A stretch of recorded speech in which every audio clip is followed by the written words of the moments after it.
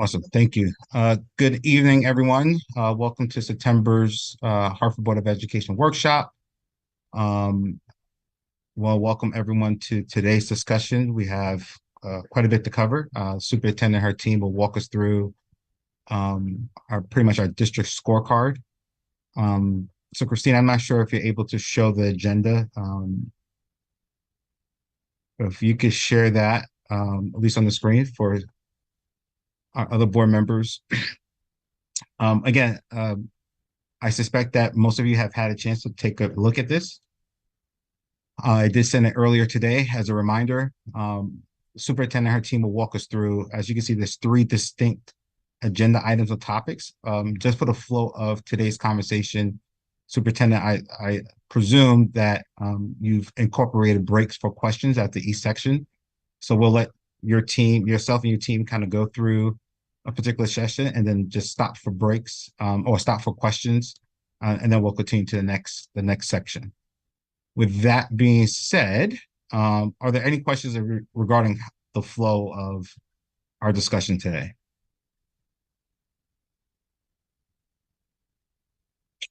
All right, Superintendent, I'll turn it over to you. Thank you, and good evening, everyone. Thank you for joining us tonight. We are going to share academic, attendance, and climate and culture results from the 2022-23 school year. We are committed to sharing transparent, accessible data with our community. So tonight's meeting and, of course, the action planning that will come from these results is a high priority. Indeed, Chairman Rigger talked about process. So what we do is we will pause a few times throughout the presentation to allow time for clarifying questions on data displays, and then we'll open it up for additional questions at the end. So Ms. Santiago, if you can support with going to the next slide, and we'll do just a little level setting in terms of some of the definitions so that all of us here on the Zoom and then others who are watching understand some of the language, right? So student performance is measured and reported by the state in 3 subject areas: math, English, and science. And in the interest of time, and because science is not explicitly noted in our scorecard, our focus for tonight will be on math and English. Which test a student actually takes is dictated by their grade level and also by the content area. The Smarter Balance Assessments, right? We refer to it as SBAC, is an annual assessment involving the Connecticut core standards in ELA, English Language Arts, literacy, and math. And this is for students in 3rd through 8th grade only. And the SAT, the Scholastic Assessment Test, commonly known, right, that for all of us in high school, is important for college and career success. And if a student meets that SAT benchmark, that generally means that they have a greater chance of earning a C or higher in a course, a college level course. So if we go to the next slide, thank you. Before we dive into the data, here are some more definitions that are used by the state. I'm not going to read all of them, but I want to just take a few of them and lift a few of them. First is the performance index, which is the measure that summarizes student scores in a comparative scale, right? From 0 to 100, that's the range. This is not a component of our scorecard, but it is useful. It's a useful measure to show overall performance and also to recognize trends. Proficiency describes a student's on-time academic performance in math or ELA as it relates to their grade level. Growth is the change in achievement score for the same student between 2 or more points in time.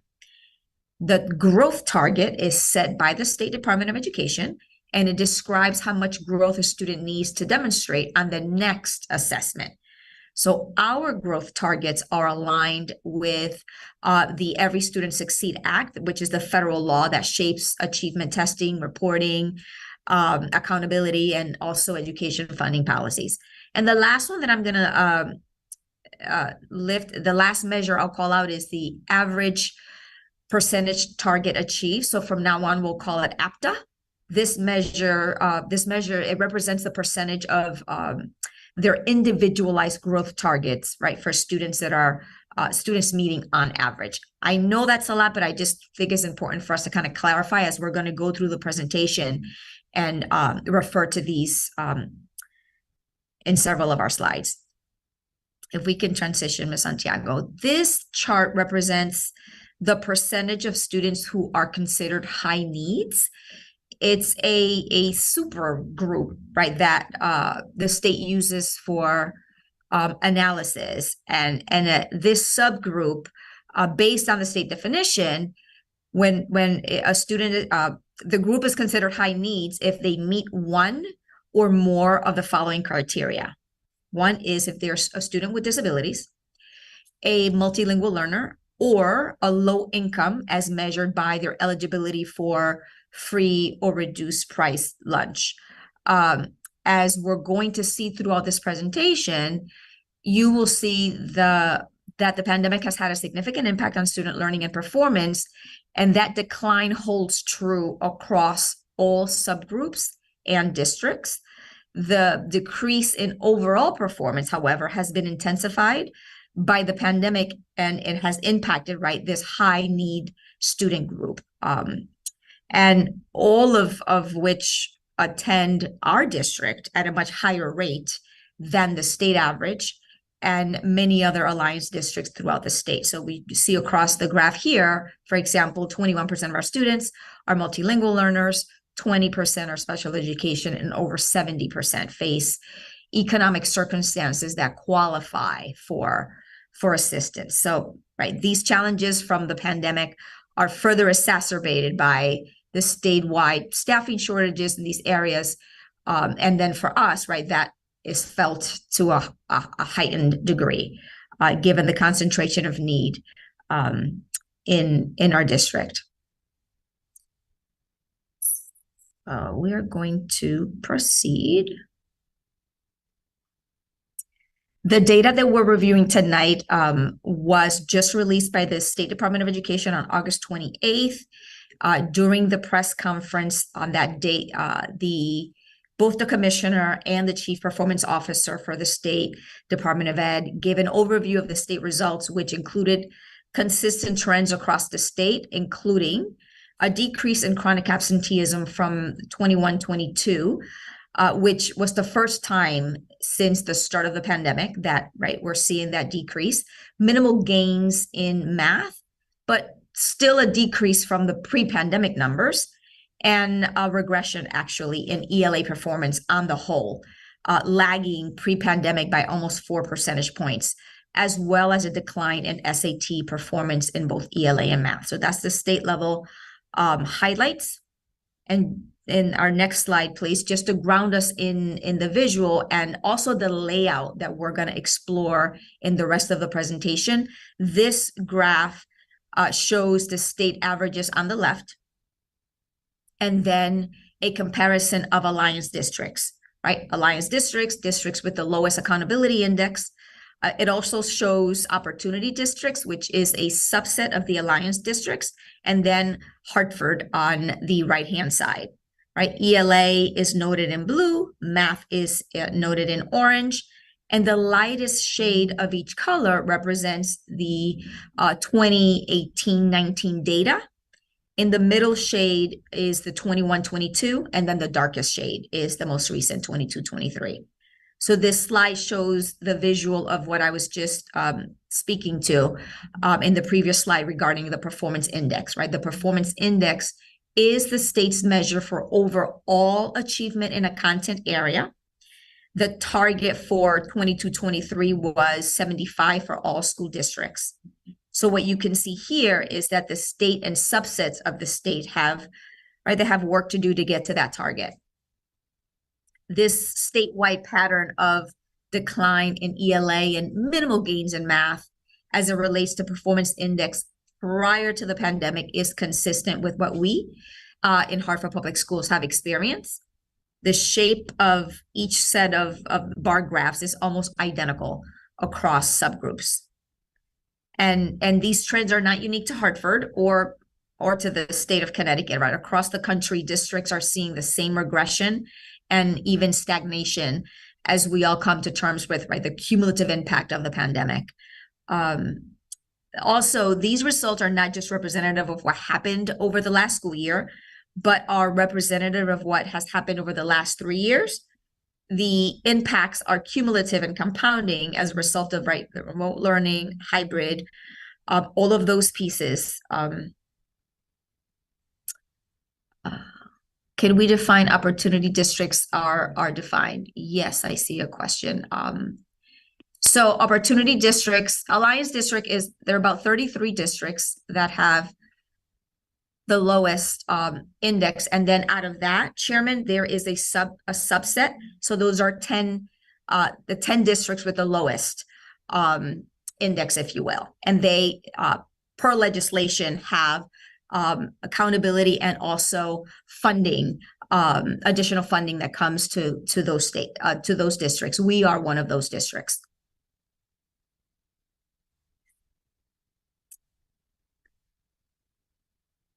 And thank you for advancing. So this is a new visual for us.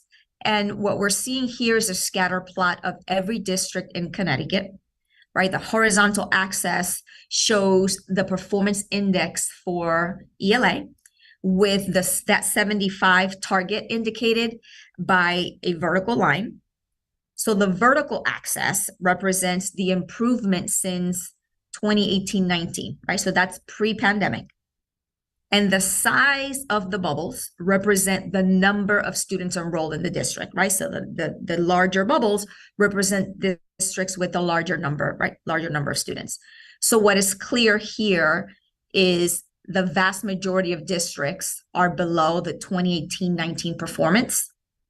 And those who have met or even exceeded that standard are relatively smaller in terms of enrollment. And when we look at the aggregate, right, 22 of the 173 districts in Connecticut have met or exceeded that pre-pandemic performance in ELA. When we look at math, it's a slightly better story in math, with 44 out of the 173 districts meeting or exceeding pre-pandemic performance. But again, when you look at the size of the district, right, it's the districts that are relatively smaller in terms of enrollment. And by relatively smaller, it's like some of them have one school, right? One elementary school. One other important context setting data slide, if we go to the next slide, Ms. Santiago, is the number of vacancies within HPS by certification area for the last 2 school year, as well as our numbers at the start of this school year, right? Because the challenges that we have faced ensuring that we have a certified teacher in every classroom are important, as an important context factor impacting the results. And teacher shortages are a reality, right? We know for us and for others across the country. And while some of these numbers might appear low, I invite us to think about them in terms of classroom and impact on students, right? When we look at a total of 14 math vacancies, for example, last year in middle and high schools, it's not just the 14 classrooms without a math teacher. It means that every individual class and the students, right, that entire class roster that the teacher would have taught, right? So at the high school level, a high school math teacher, for example, might teach 5 sections with, say, 25 students in each class. So that means that those 14 vacancies translate into about 1,700 students without a certified math teacher. And as we progress, we'll give you an example of how that shows up. And when we look at the impact at the elementary level, right, where the teacher is responsible for not just math, right, English, science, all subject areas, 38 vacancies last year means that as many as 760 elementary students without a certified teacher in any of their subject areas. So while these shortages have impacted our outcomes from last year, right, I do, as you look across here in this data display, I also, we see reason to be hopeful through the efforts, right, to recruit, retain, and develop our workforce, you can see that the number of vacancies have declined in most areas from the peak, which was in 21-22. We know there's a lot of work to do, but I just wanted to lift, right, that the combination of reducing the number of vacancies with our strategies, which we'll talk about a little bit this evening, will continue to allow us to kind of make up the ground lost during the pandemic and closing the achievement. And the next slide before I turn it over to Dr. Silver, is to go to the next slide, Ms. Santiago, please. To take this opportunity to pause and, pause for any questions. And yeah, let's pause first, and then I'll talk about the scorecard. Are there any questions for the superintendent? Yeah, Chairman Rigger, I have a question. Board Member Johnson, go ahead. Yeah, and I apologize for not raising my hand. I'm on my mobile device. What I wanted to know with the indicators around special education, I think we've known that for a while. You know what our population is and so forth and so on. But what I'm most interested in with our alarming numbers of students that require that service, is there anywhere in the state where there has been, you know, somewhat of a public health crisis? Because I mean, our numbers seem extremely high, but we also know that there's determining factors that make that number so high.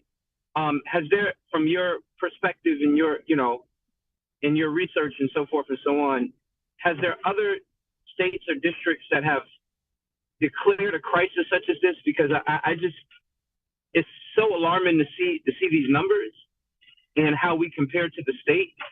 And I know that there's other determining factors that make this possible. So has there been any efforts in any other places to kind of call that out and any that we can lean on to, I mean, not to make it better, but to just truly serve, you know, our population better? What I can say is that we do have a high number of special education students. There are other districts that are smaller, but are also trying to figure out how it is that they can serve students well. Our focus, Board Member Johnson, has been on making sure that in addition to having all of the staff, that we have a strong tier 1 instruction so that our students don't end up needing special education services to the degree that they do. Not saying that we won't service students if they do require the services. At the state level, to your question, what I know is happening is that there was legislation that was introduced that calls for a special education task force.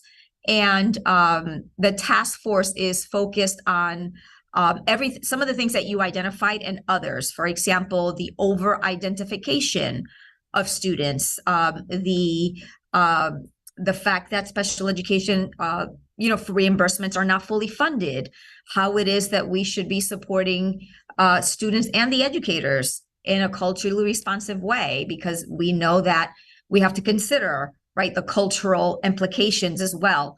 So I don't have a direct answer in terms of, our other districts raising this as a concern. We have been very vocal in Hartford Public Schools as to the impact not only on student service delivery, but the financial sustainability aspect of it. And so what I will share is that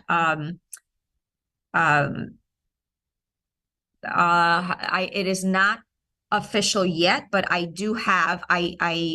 was nominated to participate in this legislative task force.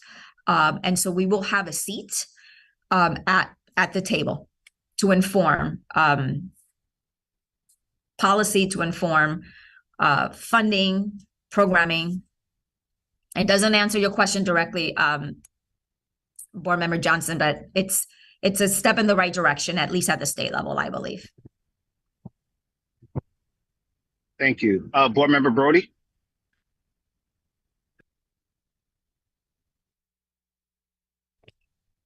Thank you. It's grass being cut outside, so excuse me if my background picks that up. Um, uh, Two questions. Well, one question, one comment. Question, how are we determining that 70% when you listed those three items that it, you categorize income, special needs, and it was one other one. But in regards to income, how are we actually capturing that? If we're a school district that has free and reduced lunch or free lunch for everyone, how do we capture income from families to know that fact? Yes, and Dr. Silva, can you speak to the eligibility for the SNAP, the Supplemental Nutrition Assistance Program, and how it's captured? Yes, thank you so much. Part of that data is culled from the students and families qualifying for Husky Health Care. So through the State Department of Education, the applications are received for support through the Husky Health coverage, and that is our lead indicator so that we don't have to ask the students and families that question every year about their financial status. And so that is how that information is collected. Can you expound on that? I don't understand. So you from the state of Connecticut, those families that are receiving Husky Health, we submit our names to them and they tell us a percentage of our students that receive Husky? No, I'm sorry. The state is informed through those applications. So the State Department is aware of exactly which students and families require the support. And so they provide that information to us. And we use it based off that, and we divide it by how many students we have and just have and come up with that percentage. The community eligibility is a separate program that if the proportion of students eligible for free reduced price meals exceeds 40% or 44%, then the district is allowed to provide free reduced or free meals to the entirety of the student body because of the social stigma that's associated with a student identifying individually at every lunch or breakfast line that they are a student who qualifies. To avoid that for the family, for the child, the state uses the Husky Healthcare applications and informs us of it does the calculation for the percent of students, and we do provide on a regular basis all the information about our students enrolled in the Hartford schools. So the state has excellent information to work from, and so they do the calculation for us and identify us and our percentage for that community eligibility provision. Thank you. And Mr. Chair, I have a comment. Yep, go ahead. So I understand everybody here probably, we care about all kids. We care about we want all kids to succeed, but I'm hoping that in this presentation, we're not getting lost in what the trend in the US, what the trend in the state, and we're like laser focused on Hartford Public Schools. That's my comment. Thank you.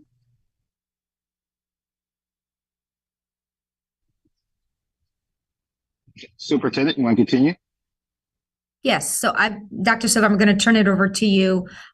This is a quick review of our scorecard, which will essentially serve as the agenda for the next portion of the presentation. Data for Hartford Public Schools. The scorecard is based on the 3 years of COVID relief funding broken into the major and secondary goals. Right, the major goals are include the academic growth in both ELA and math, which is critically important as we push for recovery while also establishing realistic measures of success. We know that 100% is highly ambitious, but we want to strive for every child, right, hitting their yearly target. Also included is chronic absenteeism, right? We know that that's defined by missing 10% or more of the school year. 34.9 is a goal that represents the difficulty in re-engaging some of our students after so much disruption. We also include measures for high school success, like our freshmen on track, our 4-year graduation rate, which, as a reminder, represents the class that graduated in 2022. And the last major goals shown results for our culture and climate survey for students, staff, and families. And so with that, Dr. Silva, I'm going to tag you in. Thank you so much, Superintendent Torres Rodriguez, and here we are with our next slide. Thank you so much, Christina. So this slide looks at the average percentage of target achieved, which is the average percentage of growth on the scale score that students accomplish. And we can observe this pattern here of the lightest bar being the 2018-19 school year, followed by the middle colored bar, which is the 21-22 school year, followed by the darkest bar, which is the most recent 22-23 school year. And looking at English language arts and looking at mathematics here, the language arts in blue and mathematics in orange. We're going to use this pattern moving forward to show our performance relative to the context of the state performance, as well as alliance districts and opportunity districts, but really focusing on our Hartford performance. And so here in the average percentage of target achieved, we can see that the pattern rises slightly for 21-22, and then shows a slight decline for 22-23 for both math and ELA.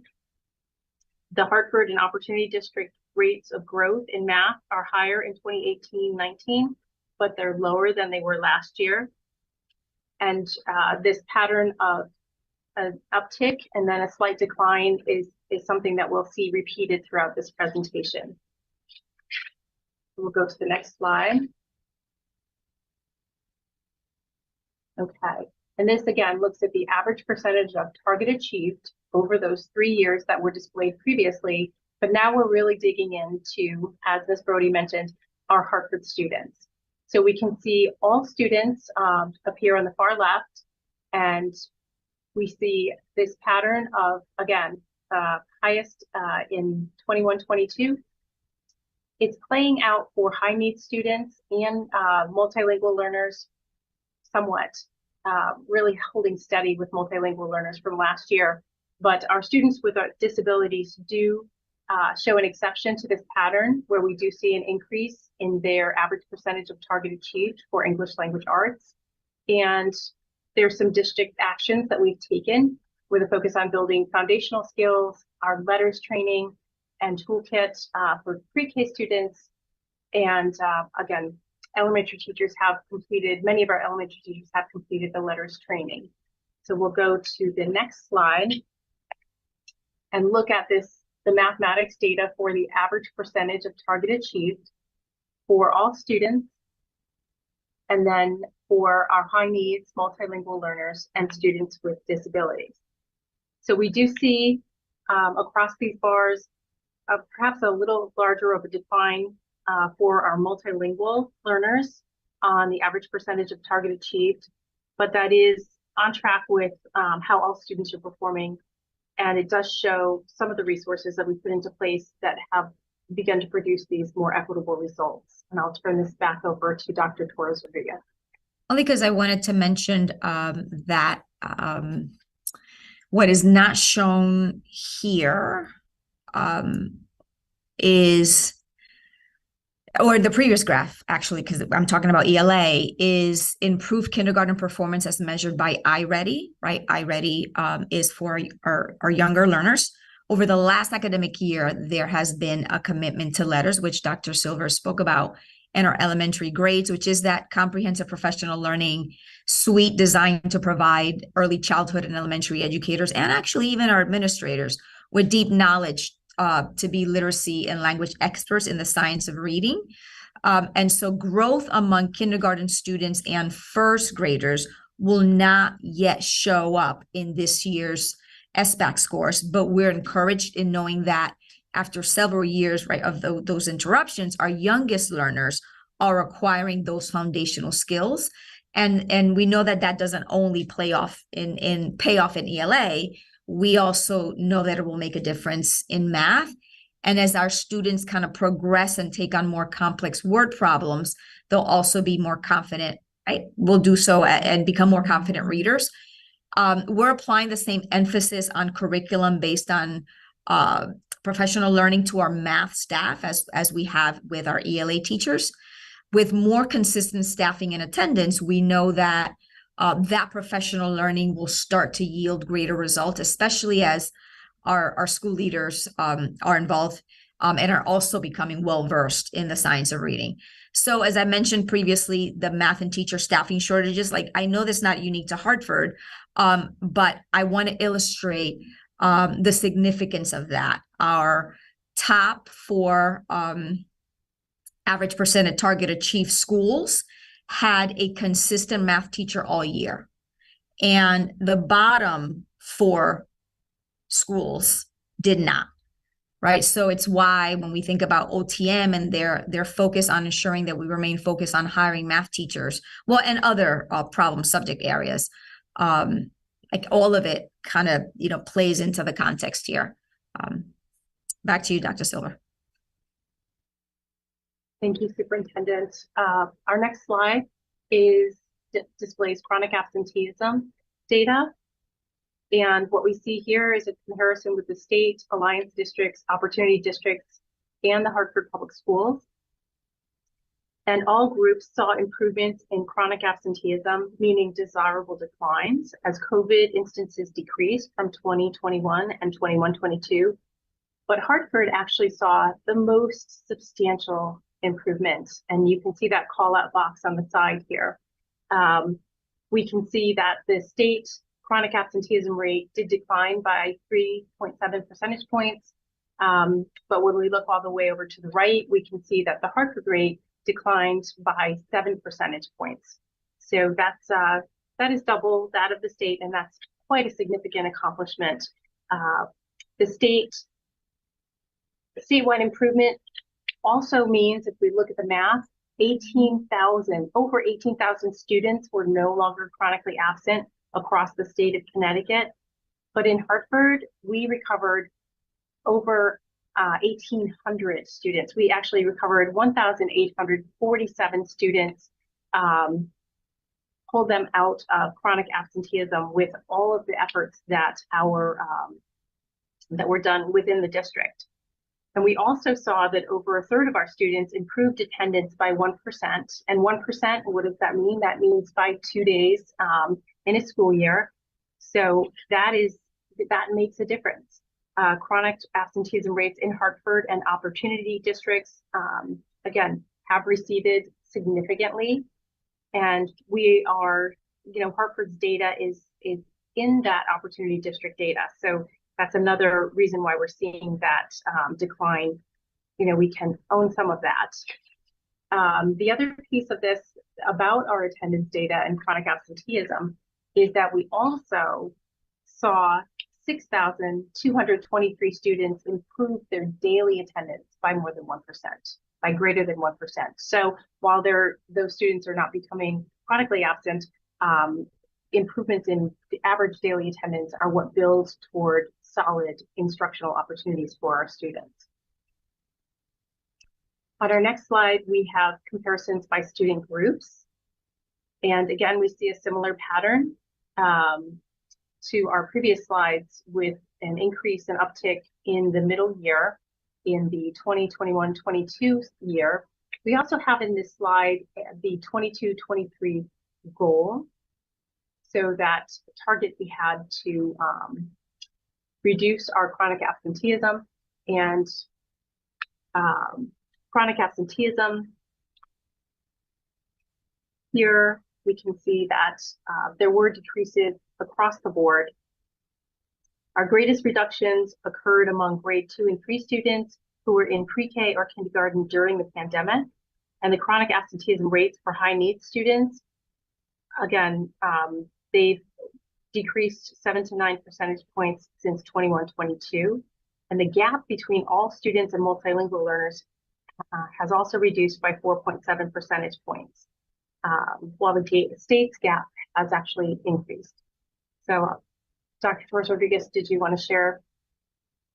I had just 2 points that I wanted to lift here, and we've had conversations among the board, and I think that when we went into the root causes, right, all the work that the ACE teams are doing to try to understand the reasons why, the most significant contributing factor to absenteeism, as reported by our families, was illness and health concerns, right? So we continue to think about ways to provide, for example, this summer access to vaccines in the free clinics so that we can have as many of our incoming students ready for school on the first day.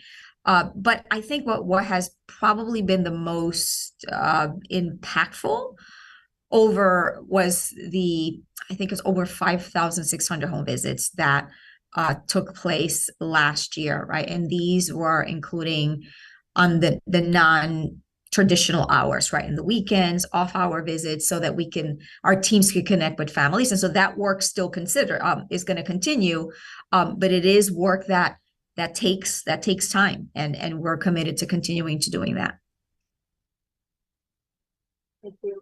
Yes, I did fail to mention that you're probably wondering, board members, what grades are most challenged, have the most significant chronic absenteeism rates, and that would be our high school grades, 8th grade, and kindergarten. So just to make you aware of that. So this slide shows us one of our measures from our scorecard, and graduation requirements changed from 5 credits to 6 credits in 22-23 for our freshmen.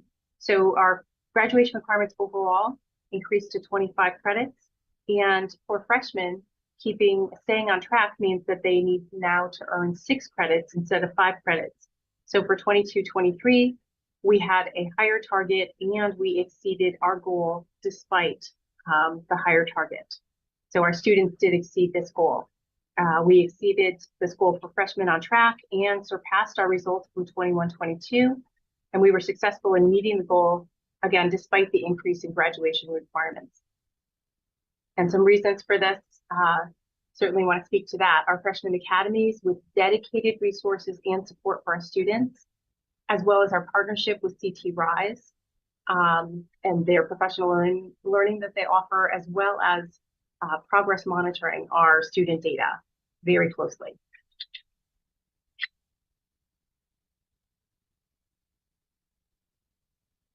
This slide shows our 4-year cohort graduation rate in comparison to peer districts.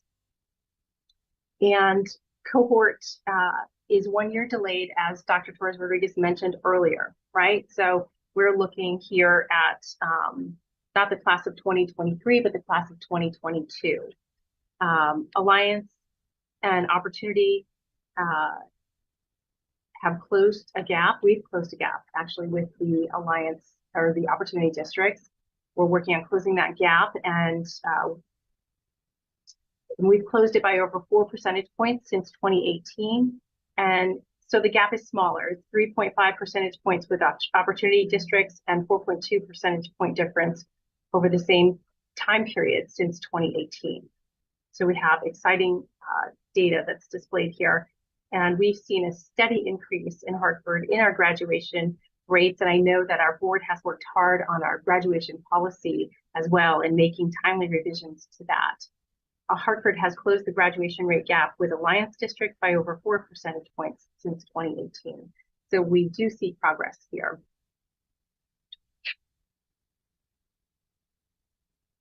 On our next slide, we take a close look at Hartford and our Hartford data, our beautiful, capable students. So we see our results here, a steady increase for all students from 2018, the 2018 cohort to the 21 cohort to the 22 cohort.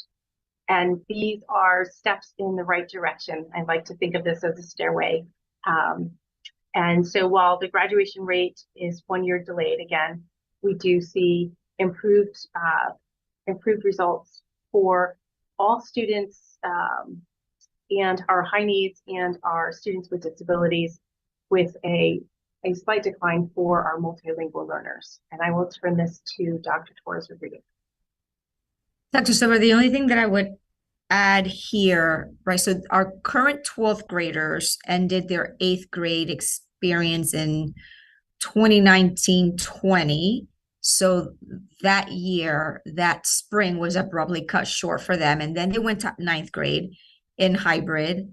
10th grade was, exceptionally high COVID rates. And then in 11th grade, they started to feel a little more normal.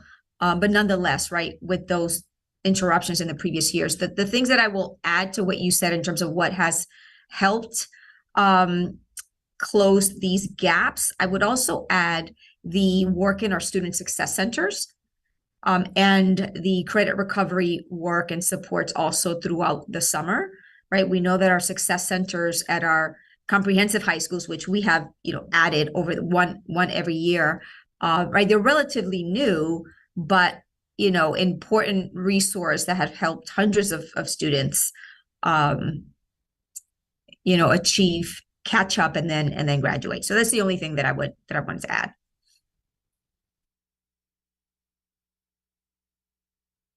Thank you, Superintendent. The next item in alignment with our scorecard is our climate data from our families. The family perception, my child is supported in school. So these are the next few slides and graphs. We'll speak to the climate and culture surveys. You'll see the responses are mostly positive, with most respondents saying they strongly agree, but there is work to be done because we did have a goal of 93% of our families agreeing with the statement. What we also are paying attention to is the proportion of our families that disagree with this statement. So we can see here that 4% of our families did disagree with this statement. Relatively small number, and 8% are neutral. So this 88%, while it's not meeting our ambitious target, it is something that we are celebrating because we did come so very close to that 91%. And these results have also been pretty consistent year over year. Student-led, student. I feel connected to my school. So this question we ask of our students, and they are agree to disagree, the response choices. So student connection is a different story. Almost a quarter of our students are neutral about that connection.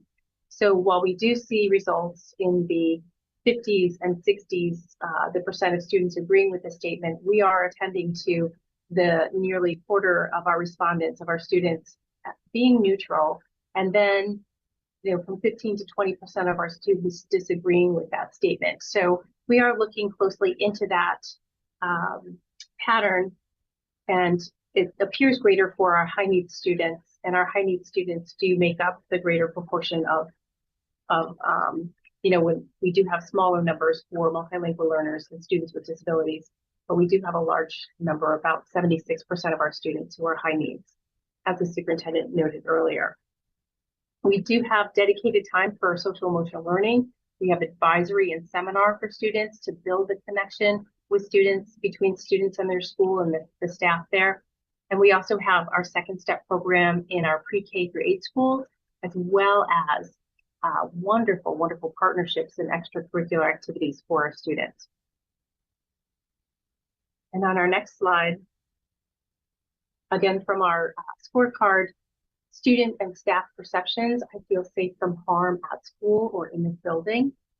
And overall, we can see 63% of our respondents agree.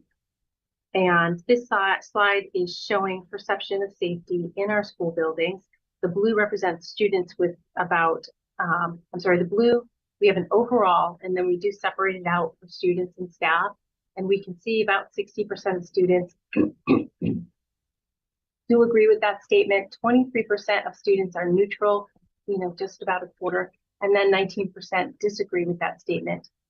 And our data from staff, while we have 11,000 student responses, we only have about 1,200 staff responses, 12 to 1,700 I don't have that exact number here, but 89% of our staff do report feeling safe in their school building, and 11% are neutral. So that does invite further inquiry into that.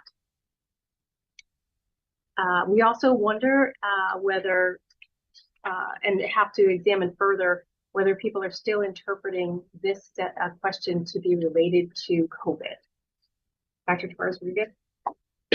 I know we're going to pause for questions, but I do want to touch on a few things relative to our culture and climate efforts.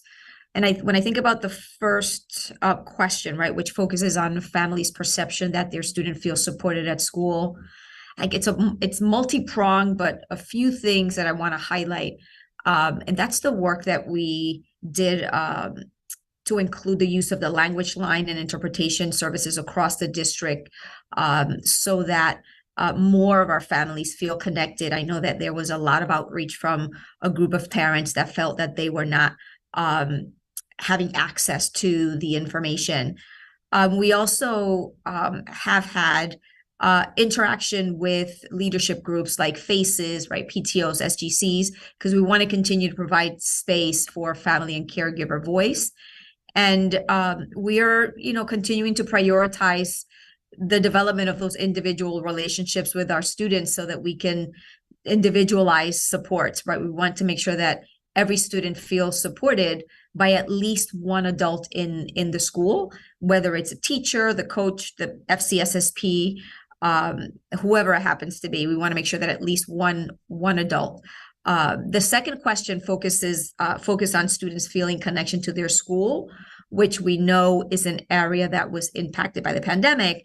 However, I want to lift that in response to feedback from our school leaders, we did implement the equity innovation grants and then continued the work with our school leaders continued the work with their engagement team. So, different schools are doing additional things, strategies, activities, enrichment programs to reconnect with students.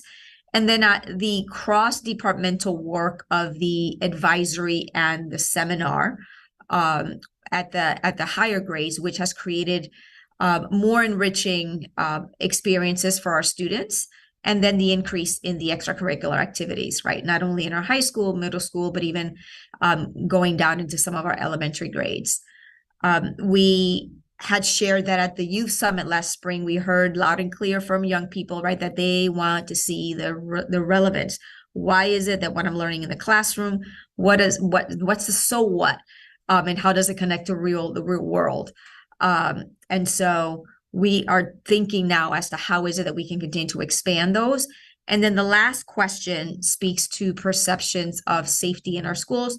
And Dr. Silver, right, you noted the wide range of responses by group, and we have work to do to clarify what that question is actually asking.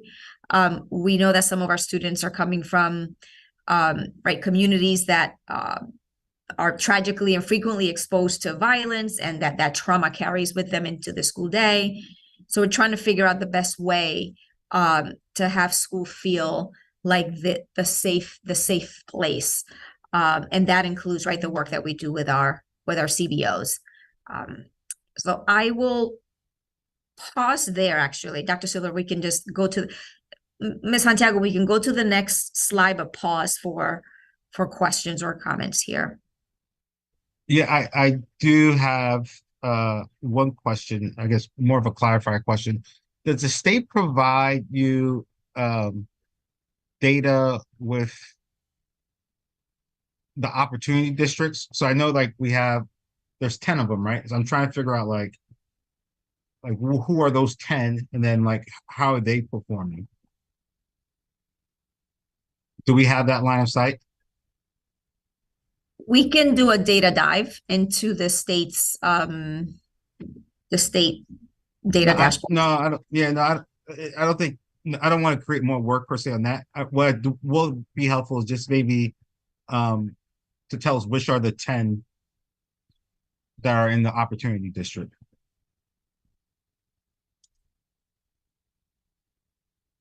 I could paste that in the chat or Yeah, if you could put that in the chat, that'd be great. I want to see if there's any. Thank you, Dr. Silver. I want to see if any of my colleagues have questions or comments.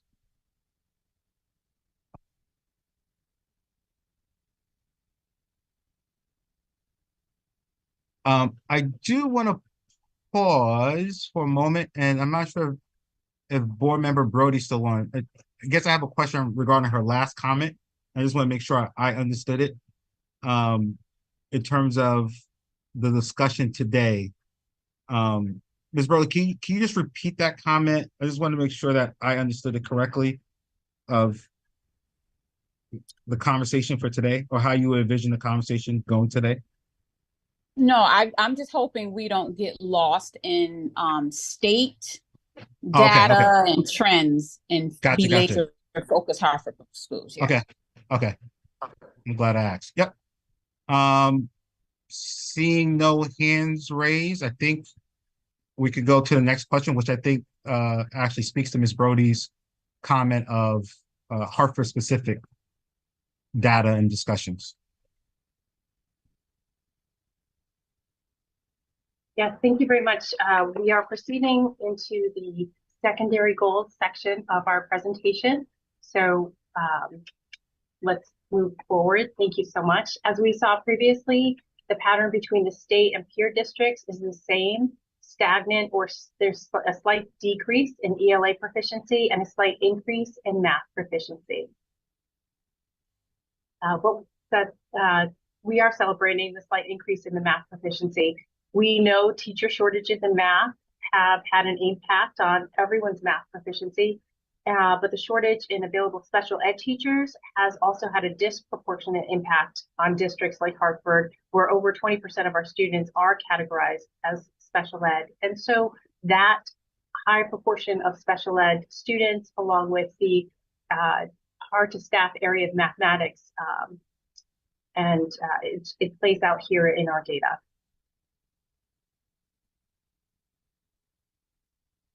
And so we look at the SAT ELA meeting or exceeding the college career readiness benchmark. So for ELA and math, we show the percent of students that are meeting this benchmark. And we see that SAT proficiency has decreased for both ELA and math at the state level and for peer districts. And it's important to note that SAT testing has become optional, as a lot of colleges no longer require SAT scores, but we do seek to have high participation in the SAT because the SAT scores that our students earn do qualify them for scholarships. And you can see how we track at or above opportunity districts in both subjects, in ELA and in math here. But digging deeper into, if we go to the next slide. Oh, I'm sorry. Can we go back? I'm sorry, Christina. I forgot. I did want to share a little bit more about this, and it has to do with I'm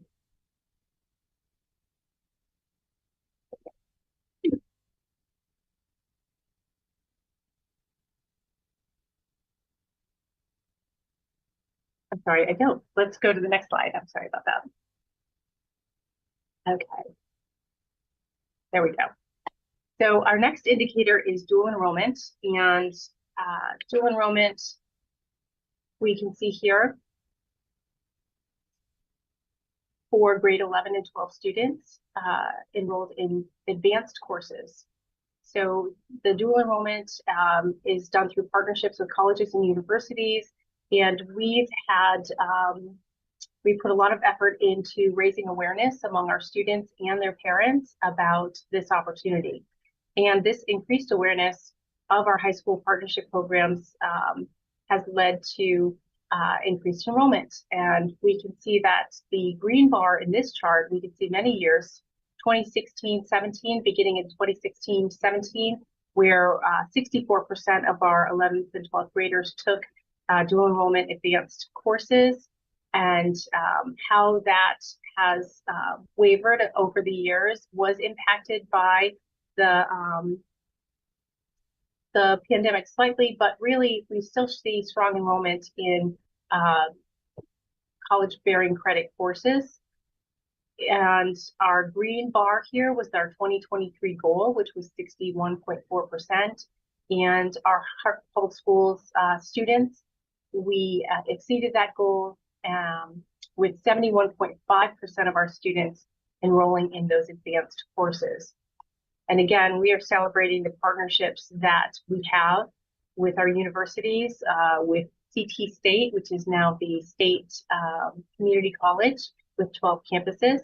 We also are ensuring we provide rigorous academic opportunities for students to prepare them to take these college credit bearing courses and increase their awareness of this program. It's also important to note that bringing college credit with you to college from high school can save the student and the family thousands of dollars in tuition. So it's really such a wonderful benefit to students to pursue this. So we go on to the next slide. Oh, and I'm going to turn this back over to Dr. Torres-Rodriguez. And this is just, so I know we covered a lot of information in a relatively short amount of time. I also want to just encourage everyone here and those watching, you can check out the data on the Connecticut's EdSite dashboards, right? You can filter, look at school level data by subgroup, by grade, other districts. And there's also the link here to the press conference that was hosted by the State Department of Education. So we'll leave this up while we open or turning it back to you, Chairman, for questions.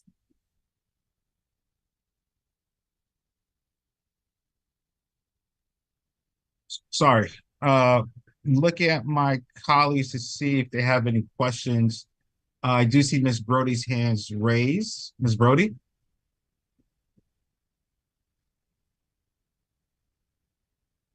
Ms. Brody, you have the floor. I'm sorry, I was trying. So it was slide on the presentation that was provided to us. I'm thinking the numbers might be slightly off due to probably some revisions, but it was the slide that was comparison of Hartford State and peers. So it is when it gets to like the SAT proficiency. I was really looking for the page that gave us, and I believe it might be preceded by, and I apologize, they are mowing even the page before that talks about SBAC proficiency. Ms. Santiago, if you go to slide 25, yeah.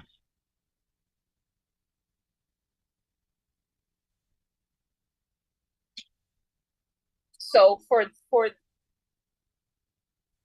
this slide, I'm trying to make sense of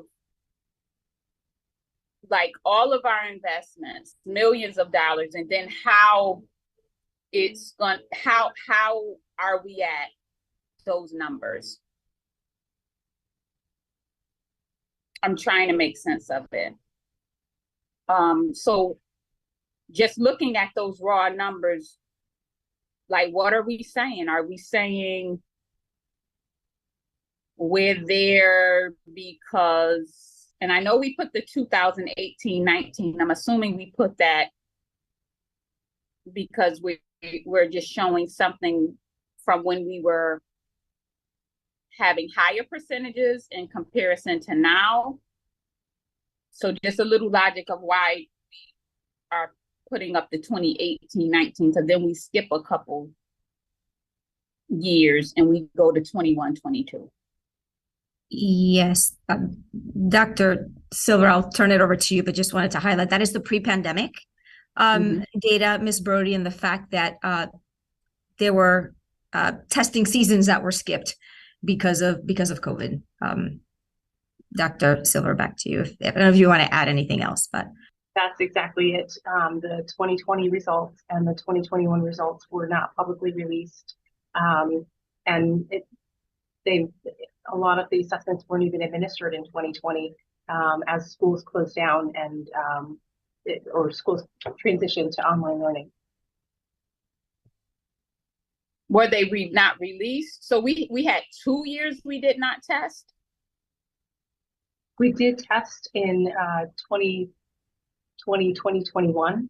However, it was unusual testing circumstances, and many students tested from home in their remote learning environment, and the results just weren't comparable to the traditional process, the administration. So while they might have been helpful at the individual level to look at student growth and to work with students, you know, from a classroom perspective and from a classroom teacher perspective, the summary of results were really, they were administered in an unusual environment, a non-standard environment, and therefore could not be publicly shared. I'm sorry, your last statement, therefore it couldn't be publicly shared or compared with assessments that are administered in a standard environment. Are they on record like at the state level, or are they real results that are counted in our data with the state? Thank you. There weren't any indices like performance indices. The accountability system was not applied in those years to those data because of the unusual circumstances in which students were tested.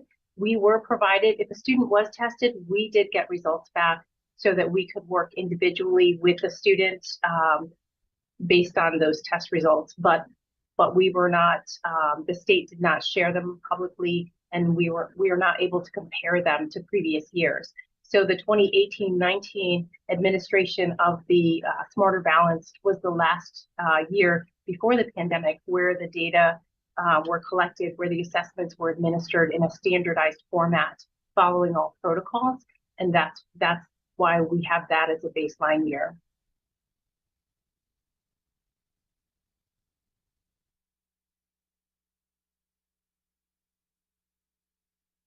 Thank you. So I do have a question of what is our conversation around investments as it aligns with the results that we're seeing on this page?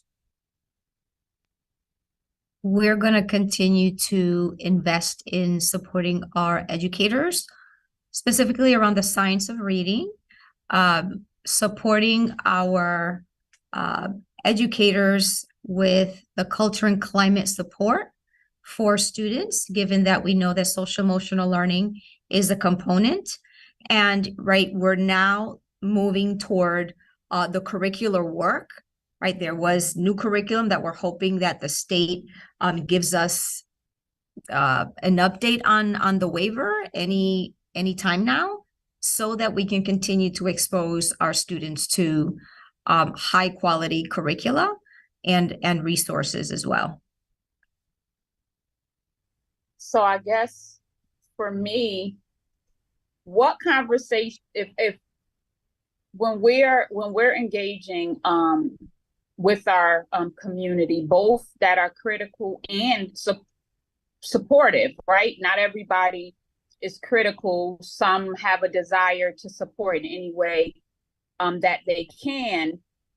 And we had a lot of money given to us by the federal government. We made a lot of investments. I'm trying to think of how can I have a conversation based on the millions of dollars that we've spent towards the initiatives, Madam Superintendent, that you've put forth, that this board has passed, and how do I have the conversation that we still have a steady decline in performance?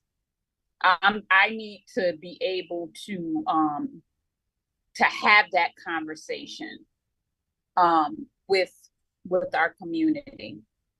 I've always said this is my least favorite meeting of the entire year, being a board member, because we wait to see, like, did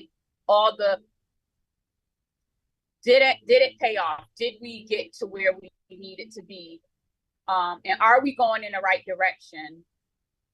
Because it shows we've invested a lot, but we have not got a lot, at least to show in this report out. So it's a difficult conversation for me to try to have, because I can't say much. I can just make a promise, right? We're going in the right directions. We're passing these things. We're trying, but it's not showing up in the numbers, unfortunately. I would say that it's is that and right, followed by all of these other challenges that we are experiencing and that others are experiencing as well, right? We know that we did get an infusion of funding, as did others, and the trend is still the same. And we also know that some of the strategies that we wanted to see implement, we weren't able to. For example, right, we know that we wanted to have class size reductions in K through third grade, and then in 9th and 10th grade as part of our recovery strategy. That was not able, right? We weren't able to actualize that because of the staffing challenges that we had.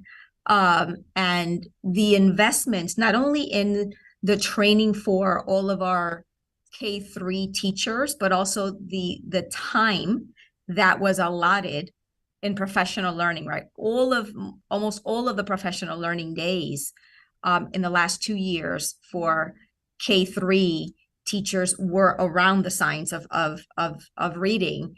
That ended this past year. So we are now at a better place, right, in terms of those foundational skills for our students and also for our teachers. So I think, Ms. Brody, we can certainly provide you with resources to have some of these conversations, but I encourage all of us to also have them in totality, and to think about, we were seeing gains pre-pandemic, and we have to get back to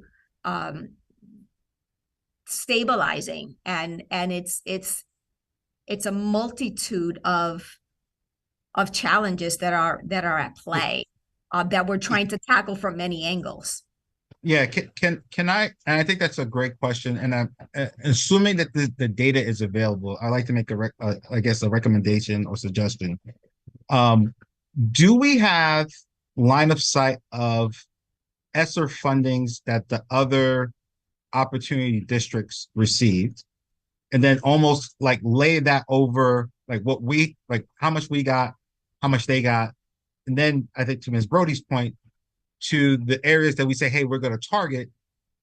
And I'm assuming it shows up here, right, in some form or fashion. Like, how do we compare, right? So for me, what I'm hearing, part of what I'm hearing is the money that we're being used, is it effective? And it's hard to say that we're having some type of baseline to say whether it's effective or not. And at least from what I can see, the only baseline that I create is the opportunity districts, which are probably similar in demographics and challenges as Hartford. It doesn't necessarily solve all of kind of some of the challenge that we're seeing, but I think if we at least have a comparative analysis of what other districts receive, how they're spending versus how we're spending, right? Because I also don't want the notion that we're the only district that got whatever $100 and something million. Right, it could be very well that New Haven and Waterbury receives a substantial amount of money, and then I think to Ms. Brody's point, we should be able to overlay that with, are we spending the money effectively in comparison to, right, some of our colleague districts. Clarification, I'm hearing two things. I'm hearing spend down, and I also heard outcomes. No, not spend down. No. Okay. Not spend down. Spend like what we spend as it relates to our goals, and then overlay that with what other district has spent related to their goals, and how do we compare? So for example, if they say, hey, we're going to spend $10 million on attendance, and they have better rates, then the question becomes like, all right, did we do something wrong? Did we not do something wrong? Could we improve, and so forth? For me, again, I think with the ESSER funding, there's no, when we talk about solely as Hartford. And I think it would be helpful if you have a comparative to say Hartford received X, New Haven received Y, Waterbury, Bridgeport received ABC. Yeah, that is data that we can get. I'm thinking out loud here is whether or not we can get access to the data by the state, the categories, right? The 5 categories.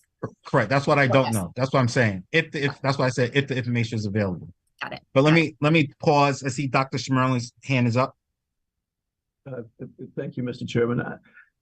I agree. The data are not where we want to be. It is kind of disheartening to see our performance. On the other hand, there's context. When I look at the opportunity districts where they were pre-COVID and where they are now, compared to us, we both dropped. Actually, our recovery is better than those opportunity districts. So, you can look at the data 1,000 different ways, but the good news, I mean, it's bad news in terms of where we are, but the good news is I think we're showing the difference in terms of where we are now to where we were in 19 is better than the difference with the opportunity district. So it's not completely bleak. So I think there is some context that we have to look at when we're trying to decipher the data. But we didn't need to know how the dollars are being invested and the impact. But all of these schools have the same kind of challenges with COVID, and recovery is just going much slower than any of us would like. But I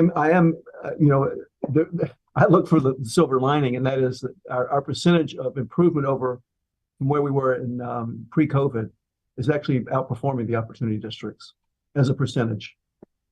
Yeah. And Superintendent, I guess as it relates to the opportunity districts in all these categories, I'll be curious because clearly there's some areas where we're outperforming, some areas where we're on par, and so forth. I think with all these, it would be helpful out of the 10, almost like a rack and stack. Okay, like for this screen right here, ELA meeting exceeding grade level standard. Where does Hartford stand or rank within those 10? Are we 1 or are we 8? Right. I think that to Dr. Schmerling's point, right? I think it provides some context of kind of how we're doing in comparison to similar districts.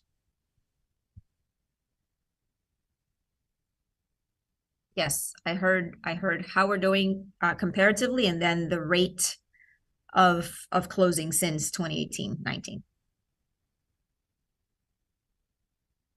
Let me pause to see if any of my other colleagues, looks like just actually Pastor Johnson. Do you have any questions? Yeah, what was my hand raised? I'm not sure. No, I'm giving you the opportunity to ask your questions. No, appreciate it. Because I was trying to raise my hand and it didn't. Yeah, no, I just wanted to make the comment as well. I really appreciate Board Member Brody's sentiment of how we engage with our constituents in our city, and us as board members. We're the representatives that folks go to. They may not watch all of these meetings. They may not get a chance to know exactly who you are or who you have employed, but they certainly come up to us in random places and ask us about improvement and achievement.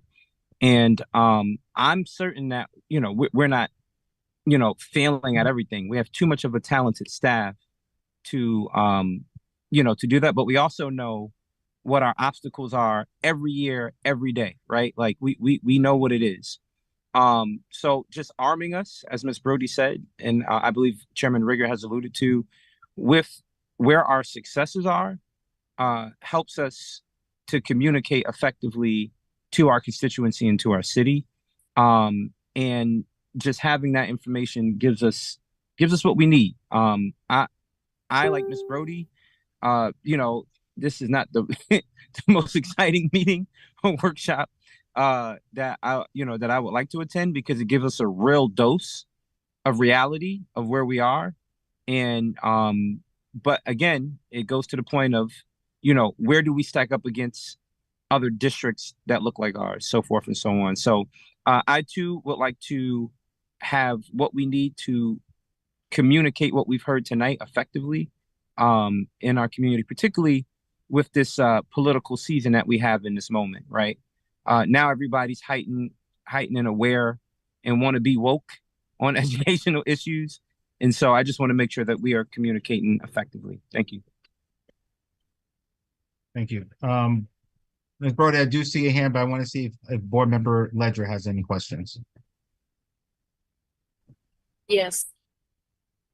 Good evening. Thank you so much, Chairman Brigger. I have a question with regards to the data, and with regards to the ESSER funds and what has been spent in the other districts. What if there's a way to find out how the community organizations in those other towns, in those other districts, how they've been involved, or they've been included, if you will, because I know that, I really firmly. You were cutting out there, Miss Ledger. Okay, I'm back. But the Wi-Fi is going in and out. I apologize. The question I have is with regards to the different districts that we're, the other districts that we're looking at with regards to the ESSER funding, what community, like how much money or was money spent on, on the community organizations so that they could, help to provide services to those schools, to some of those schools, and what effect did they have? Because I believe that, it does take a village, for there to be, for there to be success, for there to, for folks to be able to thrive, for the students to be successful and the families. So I'm just curious to see how that played a role, because if that played a role, I'm sure it has, but I'd be interested to see that. We can see if we have line of sight into the details of grants in other districts. I don't know. We might be able to get it by those big 5 categories, but we'll look. Board Member Brody. Thank you. I know in finance, we had another conversation about funds that were spent, planned for, encumbered, etc. And we'll have is a request to get some of that data to us more clearly as we were asking. But I'll make a plea, as I've made many years before. If there are any funds that are available, right? When we have our regular budget, it's like we don't have enough money. So right now we have the opportunity that we do have excess funds. I've mentioned before around getting your community to buy in on this thing we do, right? Education. I don't know that I don't know that someone is looking for funds to help in this effort, but finding out a way that we are so connected to our community, where families are, our libraries, in a real intimate way, because we're not going to fix this or improve or get to where we know we need to be doing it the way that we've been doing it. We see that we spent millions on top of millions, and we're still not where we want to be, where the kids deserve to be. So I think we, for once, need to make a huge effort to try to infiltrate all of these places and people to help us with this, because we cannot do this alone. We can't think that we're just responsible for the young people when they're with us and when they're in our buildings. Is not reality. This entire Hartford community has to be on board with this. We're not gonna get anywhere. I've watched, and it's not gonna happen until we get the community to buy in. And it may look different for different sectors of the community, but we have to make that a priority. We have to, like, because we're losing time. Time is continuing, and we're saying we're being innovative. We have to do something that involves our community, however that looks like. Baby steps, big steps. Yeah, we have to figure that out, because it's we're in a bad spot to be. Others may be in that spot, but I'm speaking to Hartford, and there are those that want to, and they can in a certain capacity. And I'm praying, right? We're in a primary. We'll have a new mayor. I'm praying that education will be the priority of the next mayor, and that the city has to help. They have to be a big part in this and maybe carrying that load, but we have to think partnership. We have to, and I think that's our missing piece that we're not doing well, probably because we're worried about teachers and staff and other things, but we have to carve that in and make it a priority. That's all I have, Mr. Chair. Thank you. And I would certainly agree with those comments. I think, Leslie, you and I have talked about this quite a bit in terms of a holistic approach, a holistic community approach, where Hartford Public Schools is one of, right, the stakeholders at the table looking to solve some of these issues that's not only in our public schools, but certainly in our communities, and which impacts our public schools. But Ms. Brody, I agree 100%. And I'm very hopeful that with the new administration that there could be, I guess, a rekindling of a commitment to improve our community as well as our schools. Board Member Ledger. Thank you so much, Chairman Ricker. So one thing I just wanted to briefly mention is the importance of mentorship. Yes, there is, and as Board Member Brody was talking about, and we were all talking about, the teacher shortage and all of that.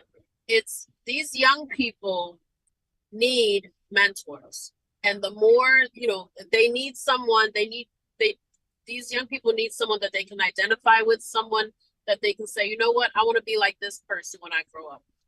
Or they may not feel comfortable talking to their teachers or even to their parents, to that matter, about certain issues, or they may need help in a certain area. And if they have mentors, they can go to their mentor. That could be, someone that that can inspire them, that can motivate them.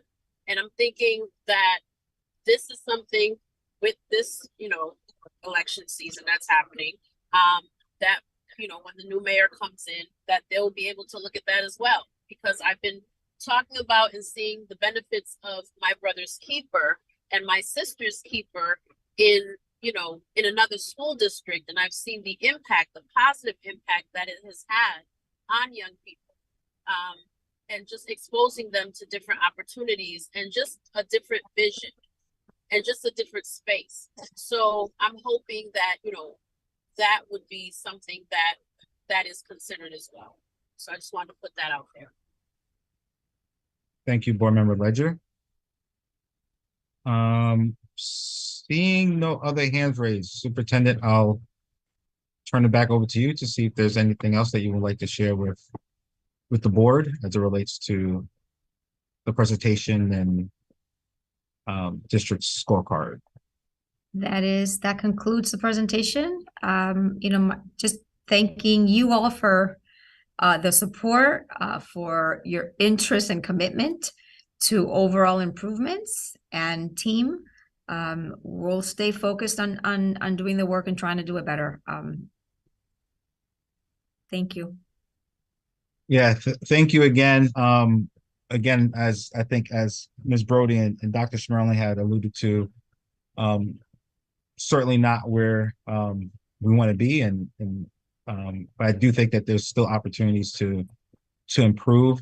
As Ms. Brody said, that I think everyone knows that we still have another year of what I call silver lining funding, right, through ESSER, that can help move the needle on a lot of initiatives, and certainly partnerships and collaborations, and a real kind of laser focus on those key drivers, which I know your team does on a consistent basis. It's going to be helpful. So with that being said, I do know there was maybe a couple of takeaways, maybe 2 or 3 takeaways as it relates to the opportunity districts and the ability to get some more granular data around those districts. But with that being said, I think I will call today's workshop to a close. Thank you, everyone. Thank you, everyone. Have a Thank good you. one.